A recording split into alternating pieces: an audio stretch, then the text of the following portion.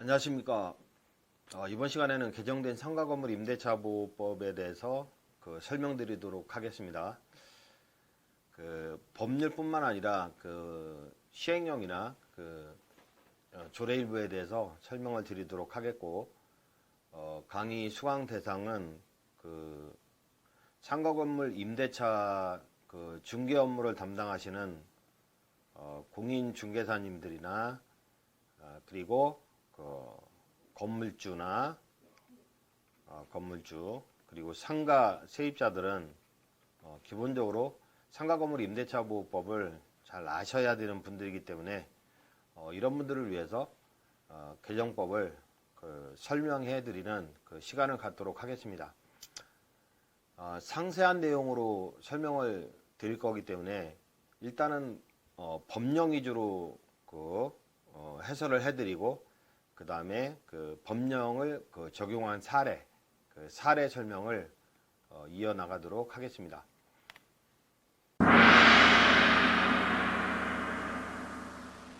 네, 상가건물 임대차의 성립 부분인데, 일단 상가건물 임대차보호법이 적용되기 위해서는 상가건물의 임차권이어야 되겠습니다. 상가건물의 임차권이 성립하기 위해서는 일단은 임대차의 합의가 있고요. 건물주와 세입자 간에 임대차의 합의가 있고, 보증금을 지불하고 예컨대 월 차임을 약정하는 식으로 많이 성립이 되는데, 보증금이 있는 경우도 있고 없는 경우도 있고 무관하겠습니다. 그 다음에 차임만 있는 경우도 있으니까. 그리고 임차권의 등기는 필수 요건이 아닙니다. 임차권의 등기가 가능한 경우도 있지만, 보통의 경우는 임차권의 등기 없이 이렇게 성립이 되죠. 미등기 전세도 상가 임차권인데, 다른 말로 채권적 전세다 물권적 전세와 비교를 해서 채권적 전세라고 하는데, 임대차 합의를 하고요. 미등기 전세금을 교부하는 거죠. 전세금의 이자가 차임 역할을 하게 됩니다. 임차권의 등기는 하는 경우도 있고 안 하는 경우도 있고 필수 요건은 아닙니다. 우리가 전세권 이렇게 얘기한다면 요거는 물권인 관계로 전세권의 등기를 요하겠죠. 그러나 채권적 전세는 보통 우리가 시장에서 많이 합의를 하는 채권적 전세는 전세권의 등기를 하지 않는 그러한 전세를 의미합니다. 그리고 등기가 가능한 경우도 있는데, 이런 임차권은 반대 역정이 없으면 민법상 임차권 등기 청구가 가능하겠죠. 또는 임차권 등기 명령, 뒤에서 설명하는 임차권 등기 명령에 의한 등기가 가능한 경우도 있겠습니다. 다시 말씀드리면, 보통 거래계에서 많이 이루어지는 임차권은 보증금 1억 원에 월세 50만 원 이런 식으로 약정을 많이 하죠. 근데 보증금을 지불하지 않고 월세 10만 원씩 약정한다든지 차임만 지급하기로 약정하는 경우도 있고, 그 다음에 월세는 없고 미등기 전세금만 지불하면서 건물에 세를 넣는 경우가 있겠습니다.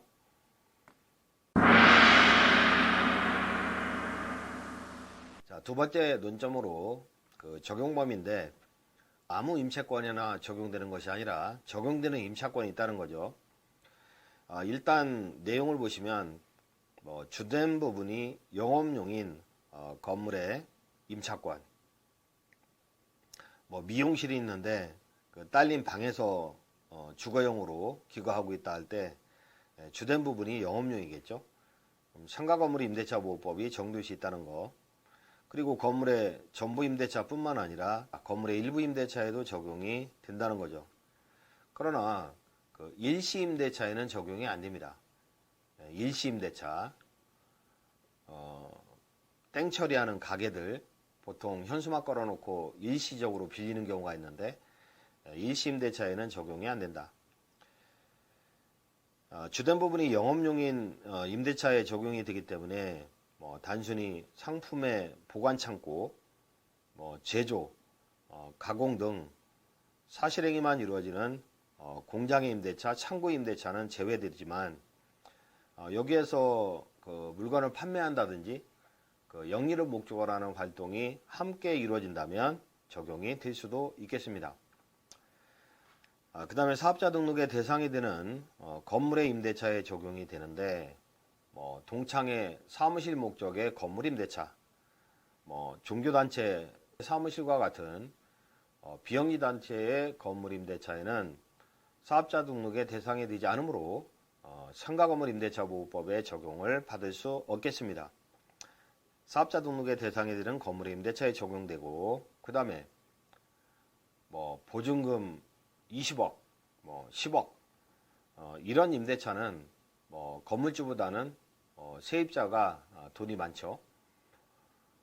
원래 상가건물 임대차보호법은 그 영세 상인의 그 임차권을 보호하기 위해서 태어났기 때문에 보증금에 제한이 있습니다. 지금은 그 보증금이 좀 많이 세졌는데 환산보증금 9억을 초과하지 않는 임대차에 적용이 된다.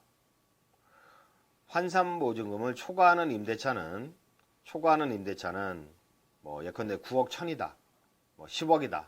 그런 임대차에는 원칙적으로 상가건물 임대차보호법에 적용이 없습니다. 가령 상가건물 임대차보호법에서 인정하고 있는 경매시 우선배당을 받을 수 있는 우선변제권이나 그 선순위 담보물권자보다 일정 규모의 보증금에 최우선 변제를 받을 수 있는 최우선 변제권이 없다는 거죠. 이런 내용은 뒤에서 설명을 드립니다. 다만 예외적으로 적용되는 경우가 있는데 9억 원을 초과하는 임대차, 예컨대 보증금 10억이다. 예외적으로 적용되는 경우가 있는데 목적 건물을 인도받고 사업자 등록을 했다면 대항력이 인정이 되겠습니다. 대항력. 새로운 소유자한테 임차권을 주장한다. 대항력의 내용인데 이런 대항력이 인정되고 그 다음에 존속보장.